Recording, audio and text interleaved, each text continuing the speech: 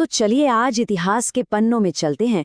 एक ऐसे दिन की कहानी सुनते हैं जब महान मुगल बादशाह अकबर एक ऐसे दोराहे पर आ खड़े हुए थे जहां एक रास्ता कानून का था और दूसरा दोस्ती का। ये उनके जीवन का शायद सबसे मुश्किल फैसला था, एक ऐसी कश्मकश जिसने मुगल सल्तनत की नींव तक को हिला दिया था। तो सवाल यही उठता है कि जब इंसाफ और दोस्ती आमने सामने आ जाएं, तो जीत किसकी होनी चाहिए? ये सिर्फ एक बादशाह की परीक्षा नहीं है, बल्कि एक ऐसा सवाल है जो हम सबकी जिंदगी में भी कभी न कभी जरूर आता है।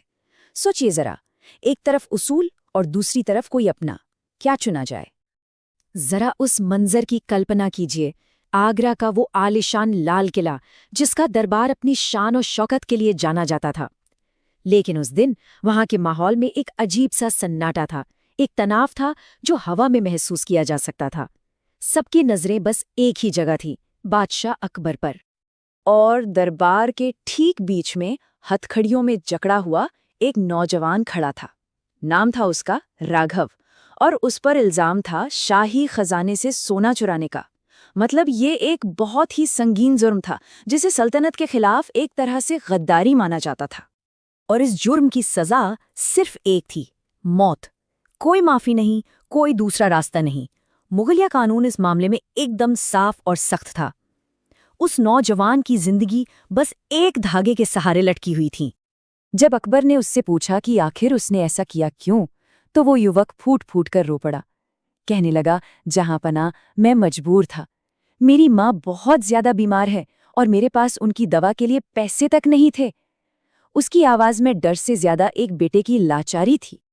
अब दरबार में बैठे हर किसी को लग रहा था कि भाई फैसला तो अब सीधा है, जुर्म कबूल हो चुका है और कानून के हिसाब से सजा भी तय है। लेकिन कहानी में एक ऐसा मोड़ आने वाला था जो खुद बादशाह अकबर के दिल को झकझोर कर रख देने वाला था। तभी एक वजीर ने बादशाह के करीब आकर उनके कान में कुछ कहा, और वो शब्द सुनते ही अकबर के पैरों तले से जमीन खिसक गई। ये चोर कोई और नहीं, बल्कि उनके बचपन के सबसे प्यारे दोस्त हरिदास का बेटा था। एक पल में बादशाह की आंखों में एक दोस्त की यादें तैर गईं। हरिदास सिर्फ दोस्त नहीं थे, वो इंसान थे जिन्होंने एक जंग में अपनी जान पर खेलकर अकबर की जान बचाई थी। मतलब अकबर पर उनकी दोस्ती का, उनकी जिंदगी का कर्ज था। और आज उसी दोस्त का बेटा उनके सामने एक मुजरिम की तरह खड़ा था। अकबर के दिल और दिमाग में एक तूफान खड़ा हो गया था।